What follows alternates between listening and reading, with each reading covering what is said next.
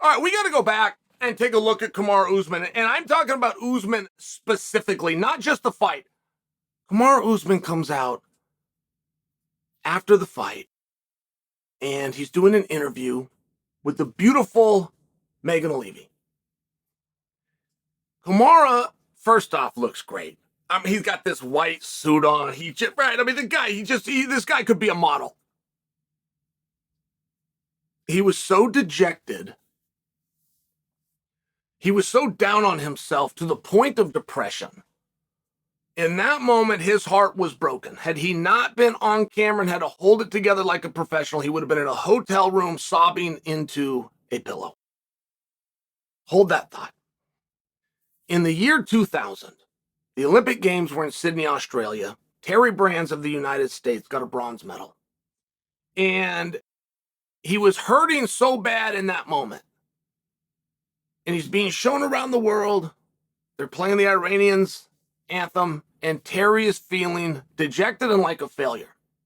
Fast forward 23 years to today, he is the associate head coach of the University of Iowa, where his son is not only the team captain, he is an All-American.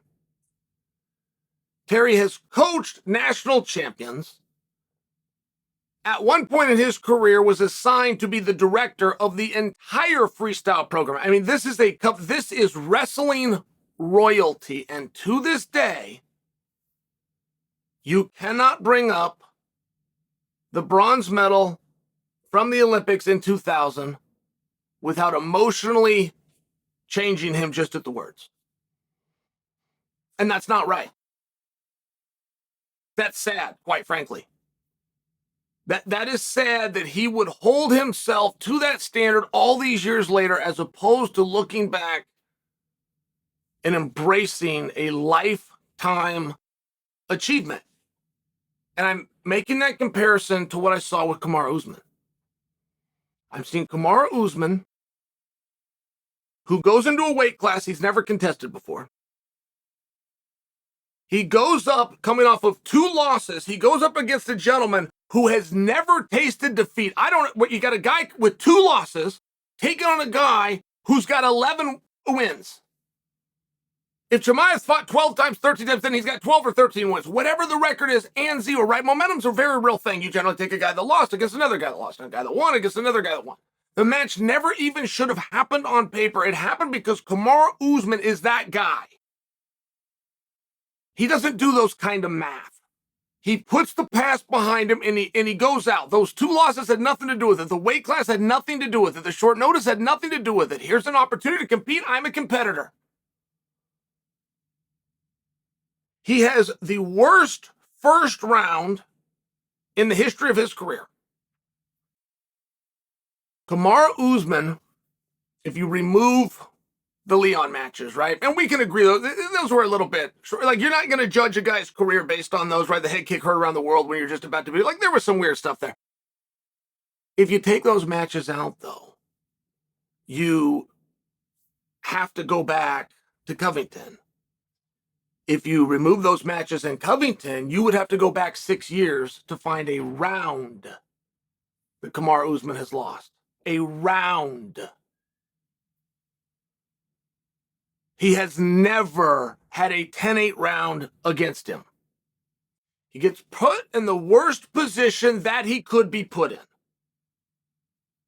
Because with all the experience that Kamaru Usman has, and the Ultimate Fighter winner, and the world champion, and the main event of Madison Square Garden, and a future Hall of Famer, and the first guy to be compared with the great Georges St. Pierre, all those things, he had never been down.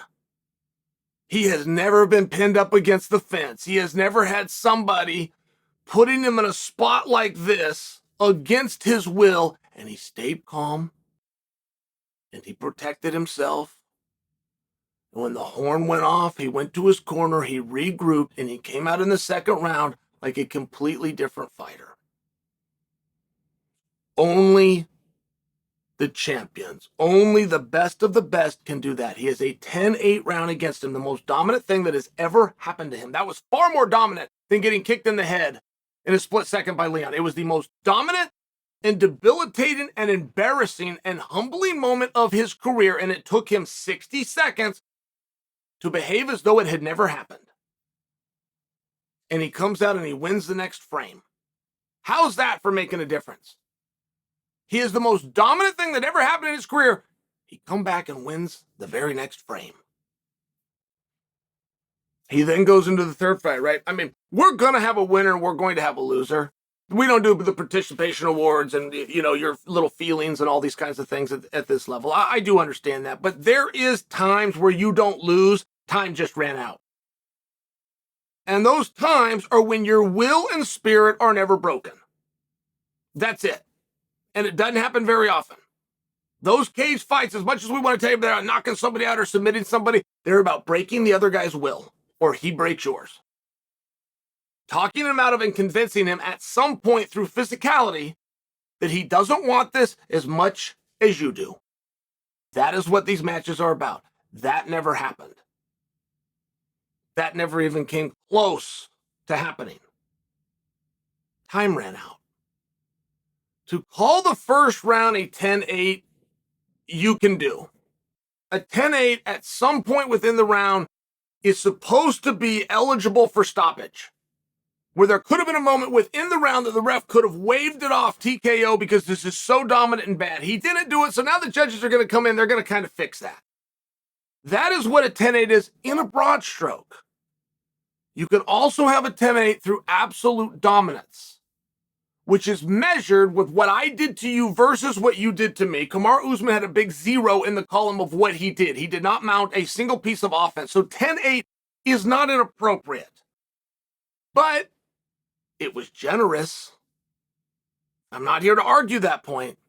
It was generous. Had they called that a 10-9, nobody today would be sitting around arguing that it should have been a 10-8. Now, in all fairness, they call it a 10-8, and I don't know that anybody's sitting around arguing that it could be a 10-9. I just think it's open for conversation. Michael Bisping, who is as good as anybody about assessing what he's looking at and relaying that to the audience, thought Kamaru won the fight. He thought he won the fight. Thought he lost the first round, won the next two. Michael did not agree that it should have been a 10-8. He thought Kamaru Usman should have won that fight. And I only share with you what an incredible job, what an incredible performance. And to find out and hear from Kamaru that he's down on himself, that he doesn't look at himself as a guy with the heart and the bravery that took a risk against an undefeated, on short notice, weight class he has never competed in, put up so much resistance and so such resilience that a former world champion, current Hall of Famer, has publicly said he thought that he won the match and Kamaru Usman's going to be down on himself. That's not right, and that's not what I saw. I've long been impressed with Kamaru Usman, and there is an old adage that your greatest victory will come in defeat. I not only am not down on Kamaru Usman, I believe what he did Saturday was amongst the great performances that he's ever had.